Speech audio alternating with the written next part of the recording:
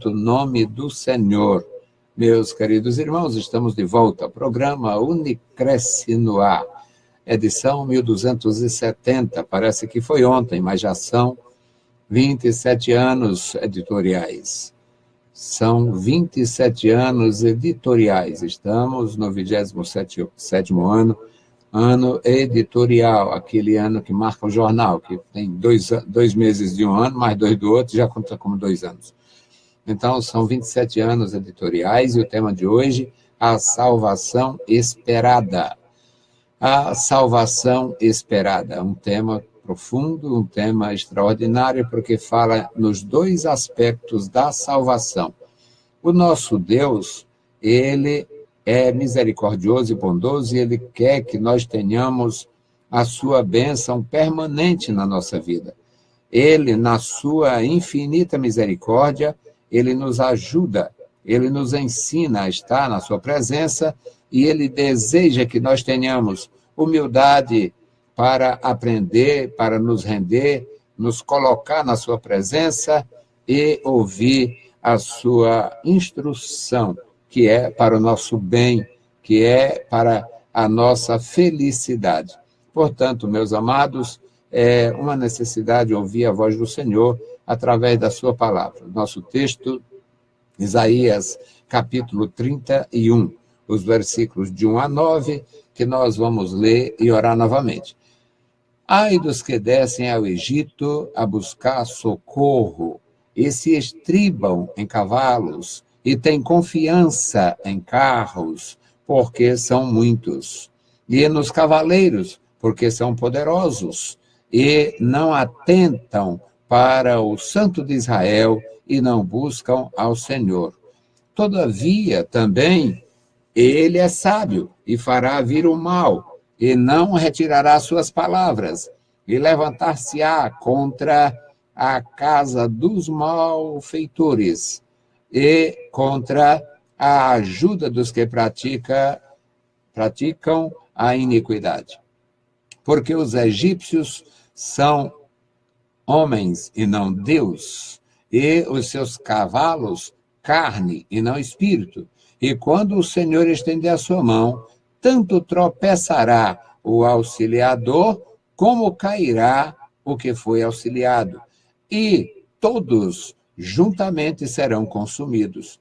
Porque assim me disse o Senhor, como o leão e o leãozinho rugem sobre a sua presa, ainda que se convoque contra ele uma multidão de pastores, não se espantam das suas vozes, nem se abatem pela sua multidão. Assim, o Senhor dos Exércitos descerá para pelejar sobre o monte de Sião, sobre o seu outeiro. Como as aves voam, assim o Senhor dos Exércitos amparará a Jerusalém. Ele a amparará e a livrará, passando a salvará. Convertei-vos, pois, àquele contra quem os filhos de Israel se rebelaram tão profundamente, porque naquele dia cada um lançará fora os seus ídolos de prata e os seus ídolos de ouro, que vos fabricaram as vossas mãos para pecar. E a Assíria cairá pela espada, e não de poderosos homens.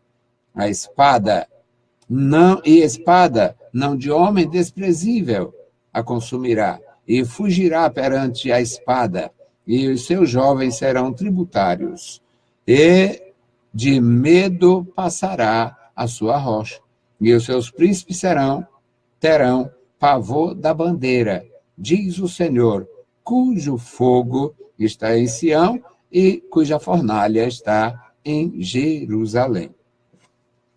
Bendito Deus, Pai querido, Senhor da glória, mais uma vez oramos a Ti, pedimos a Tua direção e proteção, pedimos, Pai, a Tua instrução. Ó Deus, nos instrui pelo Teu Espírito, nos dá graça, nos prepara cada dia, Senhor, e abençoa os nossos irmãos.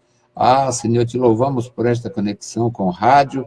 Pedimos, meu Senhor, a tua bênção sobre os nossos irmãos que estão conosco na emissora, os nossos irmãos que estão online, Senhor, e todos aqueles que vierem a ter contato, Senhor, com o que nós produzimos aqui. Querido Pai, estenda as tuas mãos, abençoa e guarda cada um, recompensa com a bênção dos céus aos nossos ajudadores. Em nome de Jesus Cristo nós te pedimos e te agradecemos. Amém.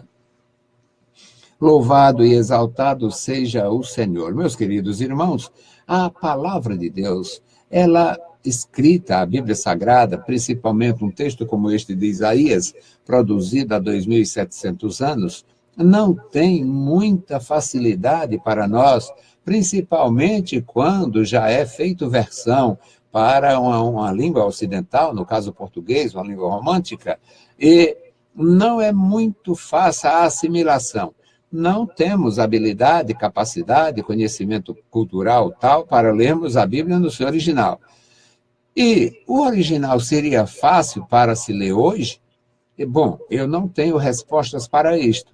Mas, com base no pouco, na pouca instrução que temos e na muita vontade que temos de contribuir, nós vamos aprender juntos a respeito deste texto no capítulo 31, ou seja, todo o capítulo 31 de Isaías, que é tão pequeno, portanto, só esses 9 versículos. Mas, irmãos queridos, a palavra de Deus, neste contexto, descreve uma situação em que o reino de Judá estava tentando se livrar dos assírios e buscando apoio político do Egito. Essa história de potência, superpotência, essa história de apoio político, alinhamento nacional, alinhamento de nações, hoje tem os nomes aí, nomes bonitos, tem Mercosul, tem não sei o quê, tem a União Europeia, mas na época existia também as alianças muitas vezes espúrias, alianças muitas vezes muito desigual, alianças que irremediavelmente era feita em nome dos deuses, e por esta razão os profetas de Deus reprovaram com veemência a questão de Israel se render ao Egito e seus deuses. Eles tinham, portanto, uma dificuldade política e queriam uma solução política e não uma solução espiritual. Se Israel era uma nação, e continua sendo, apesar de tudo, eu gosto de frisar, deixar claro, Israel é uma nação especial, hoje desviada, fora do propósito de Deus, portanto, uma nação secularizada, é uma nação, uma vantagem no Oriente Médio, porque é a única democracia, uma nação que as pessoas têm liberdade de expressar, de exprimir seus sentimentos, seu pensamento, mas como guardião da palavra de Deus, guardião da Torá, guardião da lei, como uma nação que recebeu do Senhor a fé revelada, Israel, na verdade, hoje é um fracasso.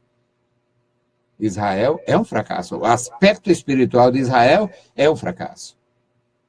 Mas não é novo. Eles tiveram muitos problemas. O Moisés tira Israel do Egito, Josué introduz Israel na terra prometida e nunca mais faltou problema para Israel. Ou eles estão mal com Deus ou mal com as nações. Ou eles estão mal com as nações ou mal com Deus. Ou eles estão, de alguma forma, eles estão em desvantagem. É uma nação extraordinária, uma nação próspera, uma nação importante, hoje muito desenvolvida, bastante desenvolvida, um índice de desenvolvimento humano lá em cima, mas Israel, no aspecto da missão, é um fracasso. E eles queriam, então, solução política, eles buscavam solução política, eles se aliavam com as nações e faziam alianças de uma forma reprovável no que diz respeito ao propósito divino. E neste período, eles estavam fugindo, tentando escapar da influência predadora, a uma influência predatória da Assíria, e se aliando com o Egito lá por alguma razão. Mas o profeta de Deus, o profeta tem uma palavra, o profeta geralmente tem uma exortação, e o profeta ele é encarregado por Deus para realmente corrigir as pessoas. Ele corrige esses desmandos e ele corrige com a palavra. O profeta foi levantado para isso. Então ele começa esse capítulo 31 dizendo: ai dos que descem ao Egito a buscar socorro. Algum tempo antes do profeta Isaías, ou pelo menos na época do profeta Davi, do rei Davi, o Davi tinha, como nós temos registrado no Salmo 40, ele diz: esperei com paciência no Senhor. Ele diz: o Senhor é nosso socorro bem presente no tempo da angústia. Nós temos, a igreja tem, e Israel tinha, uma promessa tão solene do socorro divino, da presença divina, do cuidado divino, que se tornava absolutamente insano buscar apoio do Egito, principalmente quando a aliança era feita em nome dos deuses. E o profeta começa com ai. Ai dos que descem ao Egito a buscar socorro, ai dos que confiam em cavalos, ai dos que confiam em carros, porque são muitos. Essa história de carro ferrado lá no Antigo Testamento mostrava superioridade militar. Carros com ferro, carro feito de ferro, ou carros que tinham, digamos, um chassi de ferro, carro de boi, carro de guerra, mas que tinham, eles chamavam-se carro ferrado, porque ele tinha sustentação de ferro, cantoneiras de ferro, uma espécie de chassi para a época. E o profeta de Deus diz: ai deles, dos que confiam nos cavaleiros, porque são fortes, porque são poderosos, e não atentam para o Santo de Israel e não buscam ao Senhor. Ou seja, a busca estava errada, a motivação era errada, o resultado era um erro. No versículo 2, o profeta de Deus diz: todavia, ele é sábio. Ele não menciona, fica subentendido que ele se refere aqui ao próprio Deus. Todavia, ele é sábio. Como profeta e como judeu, eles evitavam tomar o nome do Senhor nos lábios, para evitar a profanar o santo nome. Aquela questão do mandamento: não tomarás o nome do teu Deus em vão. Então, ele aqui usa só o pronome. Todavia, ele é sábio e fará vir o mal, e não retirará suas palavras. Levantar-se-á contra a casa dos malfeitores e contra a ajuda dos que praticam iniquidade. Identifica os gentios novamente, identifica os egípcios. Se os egípcios eram pagãos, viviam na incredulidade, na infidelidade, na idolatria, na hipocrisia, como é que o povo de Deus, o povo eleito, vai confiar nesse tipo de gente?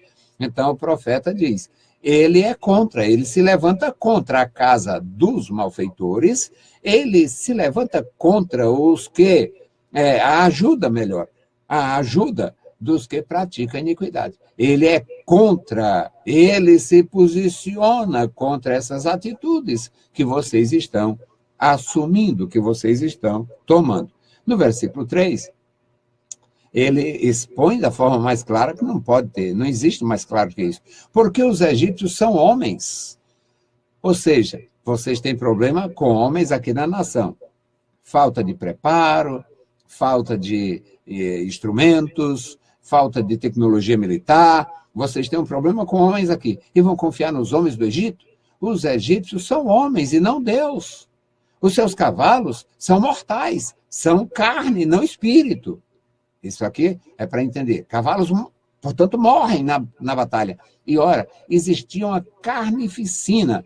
Os exércitos de cavalaria, aqueles esquadrões de cavalaria, os batalhões de cavalaria, eram absolutamente marcados e tinha armadilha de todo jeito contra esses animais. E, além de matarem esses animais no campo de batalha, os que eram aprisionados eram rejetados, ou cortados. Na pata do cavalo existe um nervo, e eles cortavam ali, era rejetados, cortava aquele rejeito, e o cavalo andava, mas não tinha mais força nem firmeza para nada. E eles faziam assim com milhares de cavalos que fossem aprisionados na guerra. Então diz, os seus cavalos são carne, não espírito. Quando o Senhor estender a sua mão, tanto tropeçará o que deu ajuda, quanto o que recebeu ajuda. Ambos serão consumidos. É a redação do versículo 3. No versículo 4, o profeta de Deus diz, porque assim me disse o Senhor. Aí ele se identifica perfeitamente como profeta. Como profeta, Deus fala comigo. Como profeta, Deus está mandando exortar vocês. Como profeta, vocês agora têm que escutar. Então ele diz, porque assim me disse o Senhor, como o leão e o leãozinho. Ou seja, o leão mata a sua presa, ele traz a sua presa para a toca. E enquanto o leão, a leoa e os filhotes destes animais se alimentam, ninguém é louco para encostar. E ele diz, ele faz a comparação, como o leão e o leãozinho ruge sobre a sua presa, ainda que se convoque contra ele a multidão de pastores. Por que pastores? Porque os leões pegavam as ovelhas. Os pastores estavam lá trabalhando em grupo, naquelas campinas, vários pastores com seus rebanhos, e quando aparecia o ataque, quando acontecia o ataque dos animais, os pastores se juntavam, mas o profeta está dizendo, ainda que os pastores se juntem, ainda que se reúnam a multidão de pastores, ainda que todos esses pastores façam barulho para espantar os leões, ainda que eles batam palma, ainda que eles pelejem, não, os leões não se abatem pela sua multidão.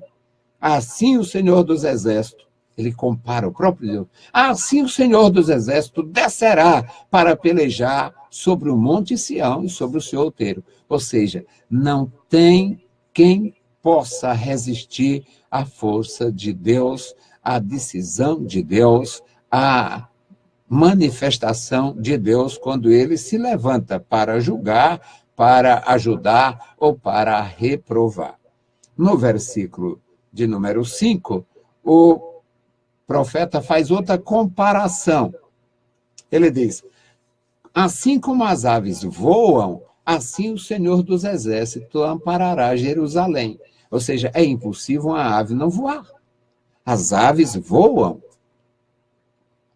É absolutamente natural. Foi para isto que Deus deu asas. Tem aves de arribação, tem aves as migratórias que voam que impressionantemente. A gente nem entende como é que elas conseguem.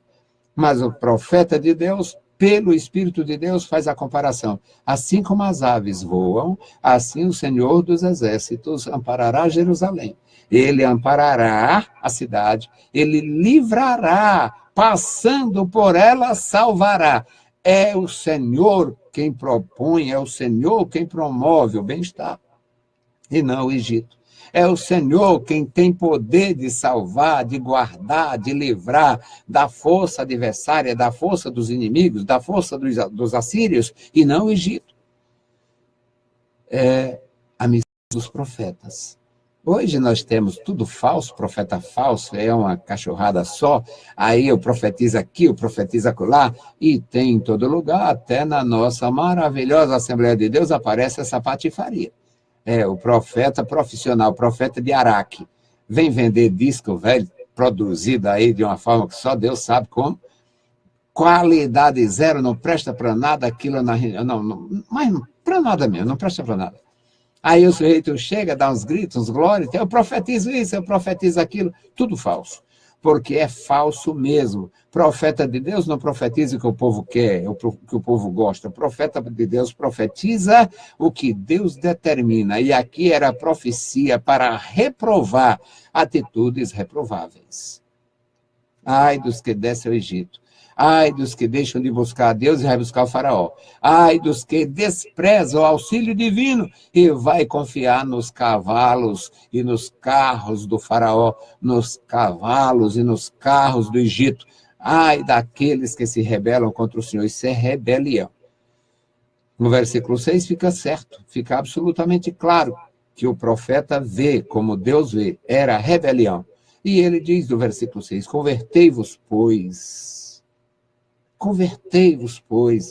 converte-te, converta-se aquele contra quem os filhos de Israel se rebelaram tão profundamente. Convertei-vos. O nosso grande problema no século XXI é falta de conversão. O grande problema no século XX foi falta de conversão. O grande problema no 7º século antes de Cristo era a falta de conversão. E o profeta diz, convertei-vos a Deus. Convertei-vos àquele, ele não diz Deus, ele diz, convertei-vos àquele contra quem os filhos de Israel se rebelaram tão profundamente. Mas se rebelaram tão profundamente que no lugar de buscar a decisão de Deus, a ajuda de Deus, a proteção de Deus, se volta para o Egito.